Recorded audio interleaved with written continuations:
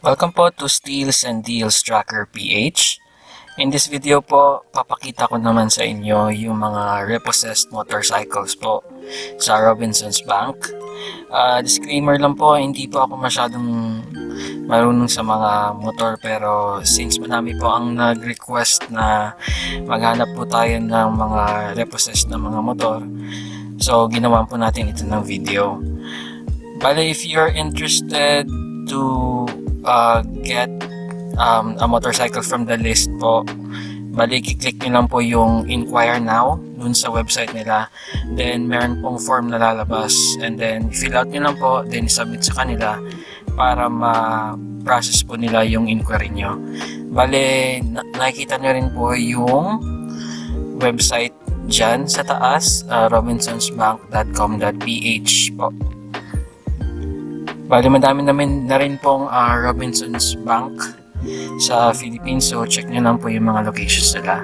So first po, since wala po tayong pictures na ipapakita ngayon sa list po, bigyan ko na lang po kayo ng tips on buying repossessed motorcycles po.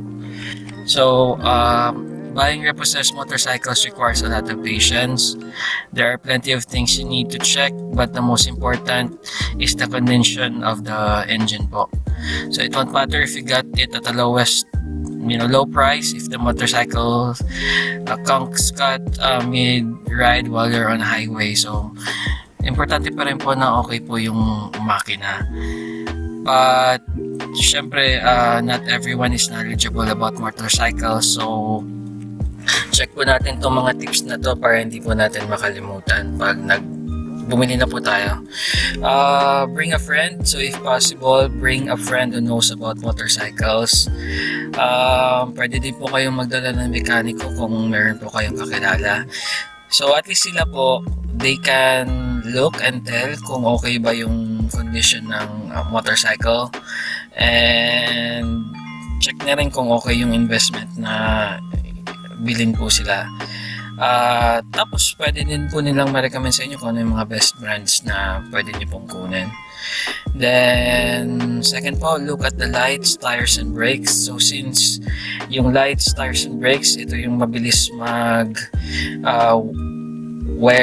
worn out or so wear and tear po, yun usually yung mga nasira kaagad. So check nyo na rin po para hindi po kayo bumili na ng replacement. So check nyo kung okay pa yung mga lights, tires and brakes. Then check yung cosmetic stickers. Minsan po kasi nilalagyan ng mga iba ng mga sticker yung may mga dent or may mga gas-gas. So pag meron pong sticker yung mga area, lalo na yung mga alanganin, check nyo po yun. Then, check all documents. So, sigurado naman po tayo sa Robinsons Bank. Hindi naman po kayo mabebentahan ng may problema po. So, pag dito po sa kanila, check muna nila. Actually, mga hila naman po ito. So, okay po yung mga documents na yan. Then, pay in full if you can. Yung kasi po, yung repo price niya, makakatipid po talaga kayo doon, and iwas na rin po kayo sa interest. So, advisable po talaga na i-pay in full nyo po muna. And then, siguro, if multiple yung bibilin nyo, siguro pwede po kayo mag-loan. So, kung interested naman po kayo mag-loan, mamaya po, papakita ko sa inyo kung ano po yung process ng pag-loan sa Robinsons Bank. Actually, madali lang din po. And kung plano nyo po multiple yung kukunin nyo, might as well i-loan nyo na lang po. Pero still, I would suggest na bayaran nyo na lang po in full, kasi mga mura po talaga yung nakita ko mo sa listahan mamaya. So just keep on watching po so that you can get the list in a bit po.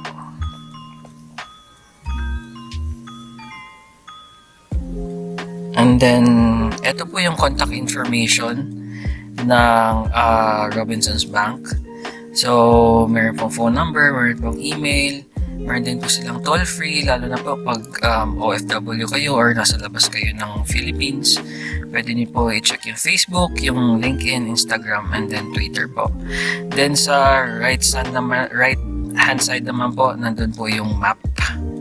And then yan po yung itsura ng inquiry form. So madali lang po siya, lagay niyo lang po yung first name, middle name, last name, contact number, email address, then property type, syempre lalagay niyo motorcycle, yung unit name po kung ano po yung nagustuhan niyo, and then yung inquiry message niyo po. Then submit po. Ito na po yung list. So, makikita nyo dyan, mayroon po ang 10,000 pesos dyan.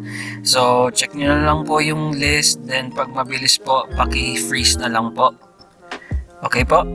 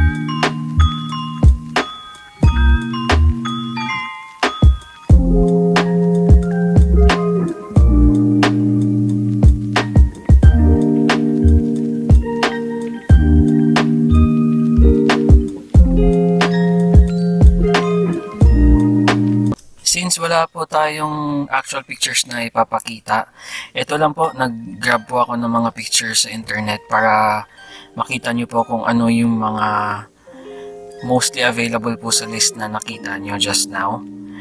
And then also as far as the locations po, magkakaiba po kasi yung mga warehouses.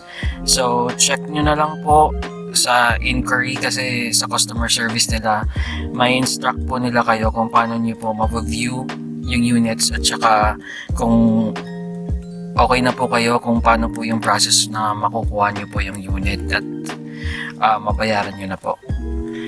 Then sa mga gusto pong mag-loan, meron po silang motorcycle loan. So kung wala po kayong cash on hand, mas maganda po na i-loan nyo na lang po kasi sayang naman po yung opportunity. Pero like what I said earlier, pag niloan nyo po, meron na po siyang interest. Pero hindi naman po ganun kalaki. Later on po, papakita ko sa inyo, magko-compute po tayo ng mga sample na mga loan amounts para may idea po kayo kung magkano po yung babayaran nyo every month. Bale, also, a reminder po, yung pwede nyo pong i-loan is 35,000 up po. So, kung gusto nyo po, pakita ko sa inyo yung mga 35,000 up na mga units, comment down below lang po para gawan ko po ng another video. So, pag nakita nyo po, you can loan within 6 to 36 months po. And then, meron po siyang down payment na at least 8% po. Eligibility, nandyan naman po, 21 years of age, employed, at least 1 year, pag business, at least 2 years yung operation. And then yung sa residence din po at least 1 year po. And then yan po, nakalagay dyan, second hand unit. The right selling price 35,000, so yung down needs to be 3,500 and up. Tininan ko po dyan, nilagay ko is 36 months. Tapos compute po. So, yung babayaran nyo po every month for 36 months is 1,958 lang po. Check naman po natin kung gusto nyo 24 months. Babayaran nyo po is 2,386 lang po. Bale, down payment po is minimum of 8%. Then, pag 12 months naman po, compute natin, 3,793. So, okay po. Mukhang hindi naman po siya mabigat. So, try natin taasan po yung selling price. Try natin 60,000. And then, down payment is at least 6,000 pesos po. So, lagay na lang natin yung minimum. And then, pag chinek natin yung 36 months, bale, yung babayaran nyo po is 3,112. Then, check din po natin kung 24 months po, 3,836 lang po.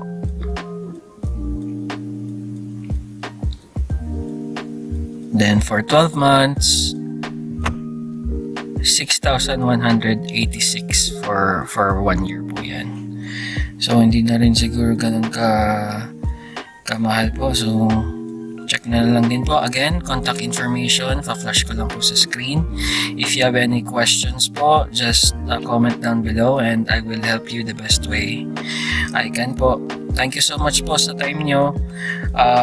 Till next video po. If you have any requests, just comment po below. Again, thank you so much. Have a great day, guys.